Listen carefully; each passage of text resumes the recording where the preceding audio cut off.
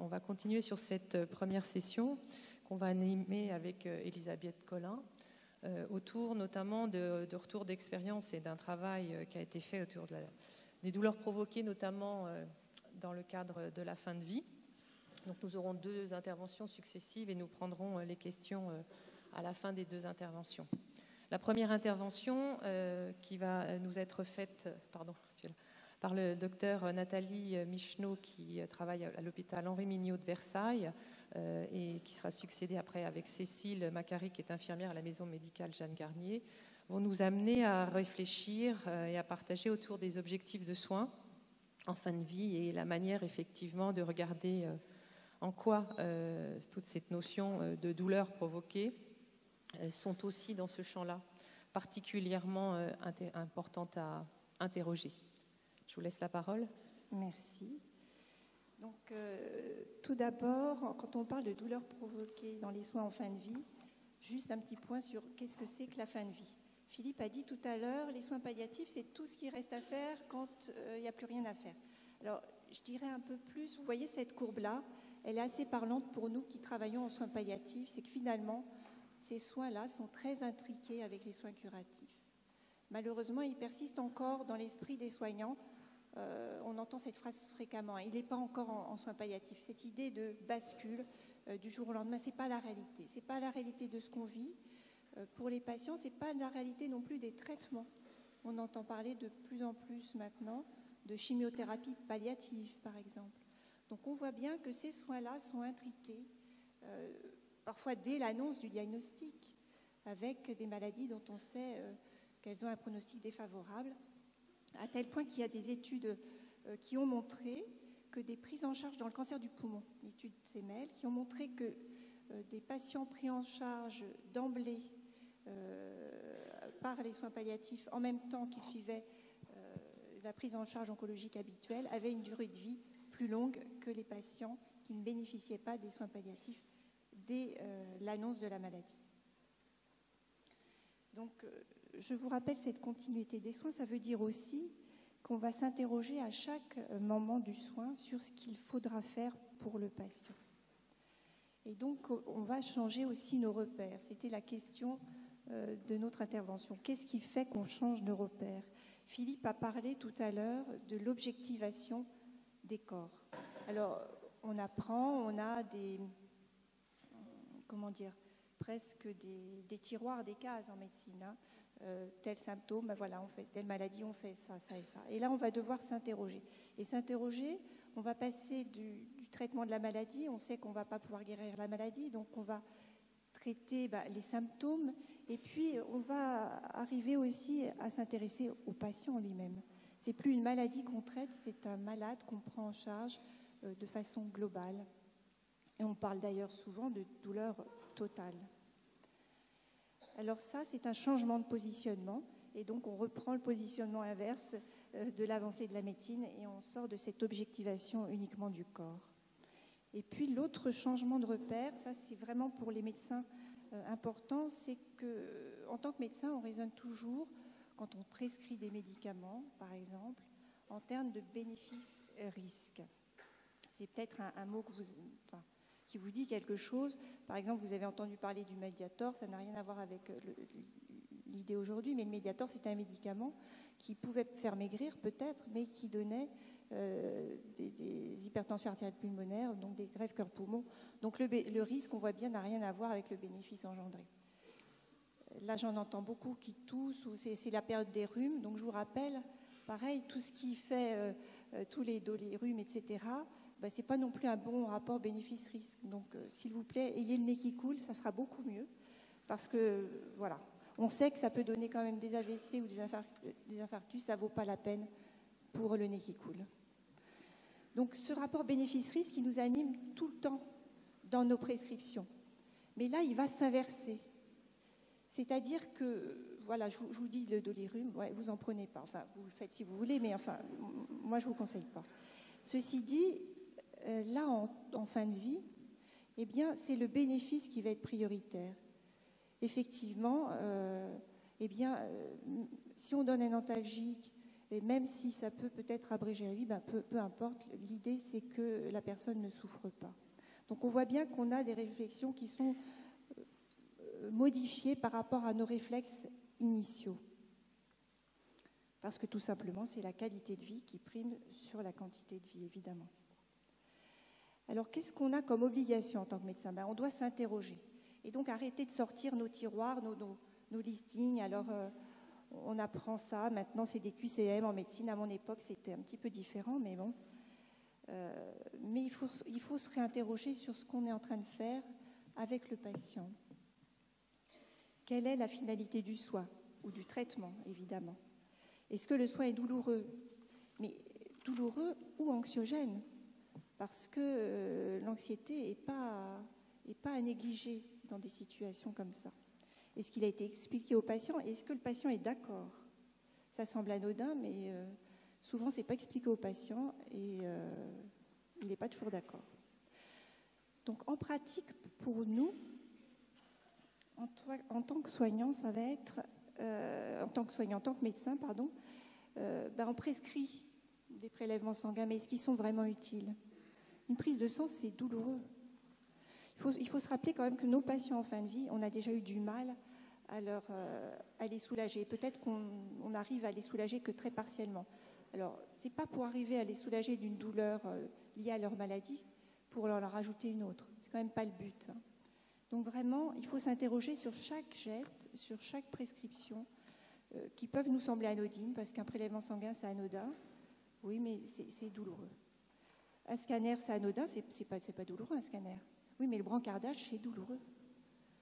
Donc, c'est pas anodin non plus. Tous les gestes doivent être questionnés.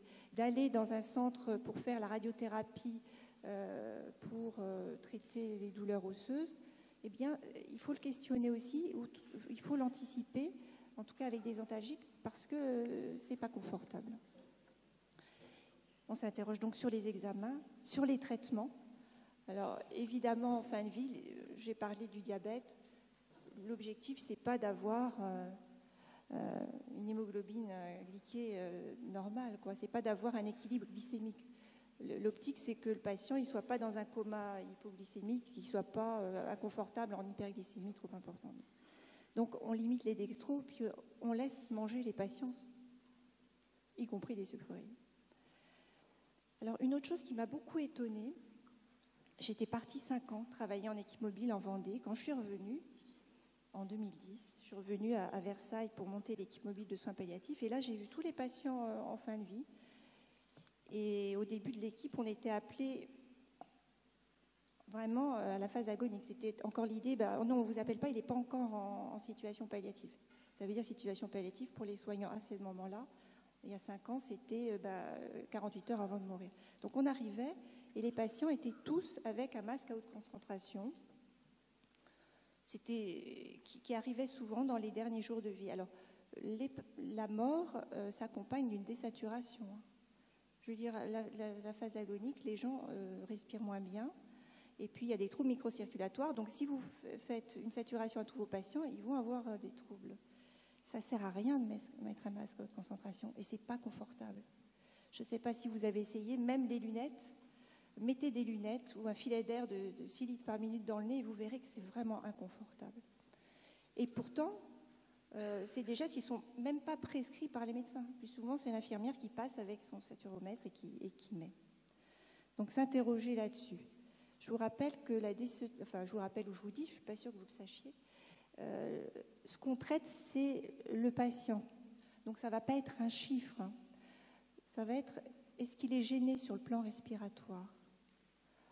Or, la gêne sur le plan respiratoire ressentie par les patients n'est pas liée à la désaturation, n'est pas liée aux chiffres. Donc, ça ne sert à rien de se fier à ce chiffre-là. Il faudra se fier à votre patient. Si pour un patient, effectivement, de lui mettre de l'oxygène, il va vous dire, oui, je me sens mieux, très bien, d'accord. Mais si ça ne change rien, ça n'a pas d'intérêt. Ça n'a strictement aucun intérêt. Donc, le traitement de la dyspnée, de la gêne respiratoire pour les patients en fin de vie, c'est les opioïdes. Et vous avez peut-être vu ça dans votre exercice, parce qu'ils enlèvent la sensation de gêne respiratoire pour les patients de dyspnée. Enfin, l'encombrement terminal, ça c'est des situations que vous voyez certainement très souvent. Et puis, on veut que le patient, on a l'idéal de notre soin, il faut que le patient respire bien, il faut que ça passe bien, faut qu'on... Oui, sauf que les aspirations, c'est traumatisant, les aspirations nasotrachéales. Donc, en fin de vie, il ne faut pas en faire. Ça, c'est très clair aussi. Et il ne faut surtout pas en faire si le patient est sous scopolamine. La mise sous scopolamine assèche les sécrétions et donc va les épaissir. Si vous aspirez alors que le patient est sous scopolamine, c'est encore plus traumatisant et ça n'a pas de sens. Donc il faut aussi penser à ce qui peut avoir du sens, y compris les traitements étiologiques. Quelqu'un d'encombré en fin de vie, ça peut être aussi une part d'insuffisance cardiaque. Donc il peut y avoir des traitements, entre guillemets, curatifs dans des situations de fin de vie. Il peut y avoir des prescriptions de l'Azilix. On a souvent des questions comme ça chez des soignants qui nous disent « Oui, mais enfin là, il est en situation palliative et puis on lui donne des antibiotiques et puis on lui donne du Lazilix. » Oui, mais quelqu'un qui fait une pneumopathie et qui est peut-être à la fin de sa vie, eh bien, lui donner un antibiotique, ça peut éviter qu'il soit plus encombré. Et puis donner un diurétique, ça peut éviter aussi. Donc le traitement est proportionné à l'idée de soulager, à l'idée de confort. Les soins doivent être questionnés, évidemment. Les soins d'escar et les soins corporels. Les soins d'escar, vous n'allez pas rechercher, vous n'allez pas faire une détertion mécanique importante. Ça ne va pas être ça le but. Vous allez rechercher à ce que la personne soit confortable, qu'il y ait le moins de douleur possible, le moins d'odeur possible. Et c'est ça qui va être important. Donc changer nos repères par rapport à ça et faire que les soins corporels ne soient pas des soins douloureux. Cécile en parlera tout à l'heure, je lui laisse le soin d'en parler. Donc traiter la douleur, c'est une priorité. Philippe nous disait que la douleur, on n'y voyait pas l'intérêt auparavant, mais nous on y voit l'intérêt parce qu'on sait que maintenant une douleur qui n'est pas prise en compte va être de plus en plus difficile à traiter, mais aussi parce qu'elle est source d'angoisse, elle isole le patient, elle l'empêche de penser, elle l'empêche de vivre tout simplement. Et l'idée c'est quand même de pouvoir continuer à vivre jusqu'au bout. Donc au total, qu'est-ce qu'il va falloir qu'on fasse, nous, en tant que médecins ? Une fois qu'on a pu identifier ou savoir qu'il pouvait y avoir des douleurs, il va falloir prescrire des choses. Alors ça peut être des traitements non médicamenteux et les infirmières ou les aides-soignantes qui sont au premier lieu auprès du patient connaissent bien l'application de chaud, de froid, les massages, le positionnement. On a parlé de l'hypnose, c'est important en introduction. Et c'est des techniques d'hypnose dont les soignants se saisissent de plus en plus. Je vois à l'hôpital où je travaille, les cadres de santé se sont formés. Et du coup, c'est quelque chose qui fait tache d'huile et qui est vraiment très aidant pour la prise en charge des patients. La relation d'aide, évidemment. Ça veut dire que le patient, il est acteur aussi dans ce soin, il participe. Et les médicaments, ça c'est notre spécificité à nous en tant que médecins, c'est de prescrire des médicaments parce qu'il en faut malgré tout. Alors que ce soit des morphiniques, des antalgiques adaptés par voie orale, intraveineuse, sous-cutanée, locale. Maintenant, les sprays, les voies transmuqueuses, le spray nasal ou les applications buccales de fentanyl transmuqueux, vous connaissez sûrement. Et puis, en respectant pour chacun de ces produits-là des temps. Vous savez qu'il y a des délais d'action pour les produits. Ça n'a pas de sens si on prescrit un produit, eh bien, de ne pas attendre. Donc là, je vous ai mis une plaquette pour illustrer, faite par le CLU de l'hôpital. Vous avez sûrement ça dans vos hôpitaux. Mais en tout cas, se poser la question, quand je commence le soin, est-ce que le médicament est déjà actif ? Pour de la morphine par voie sous-cutanée, il ne faut pas faire le soin 15 minutes après, c'est trop tôt. Attendez 3/4 d'heure, vous serez au pic de l'efficacité et vous pourrez faire un soin. Et enfin, j'ai entendu parler du méopa, c'est très important. Là, il se diffuse de plus en plus et c'est vraiment une qualité pour les pansements, la réalisation des pansements et des soins douloureux. Il ne faut pas hésiter pour nos patients en fin de vie d'aller jusqu'à des anesthésies au lit du patient. Alors ça se fait avec du propofol, c'est des choses un peu particulières, mais ça, c'est nos techniques de médecins. Et parfois, il y a des sédations, ça c'est plus compliqué. Parce que la sédation ne doit pas faire oublier que le patient peut rester douloureux, même en étant sédaté sous midazolam. Donc il faut évaluer, réévaluer et tracer à chaque fois la douleur, parce qu'une fois que le médecin aura prescrit, il veut savoir si ça marche. Si vous ne vous mettez pas, on ne pourra pas le savoir.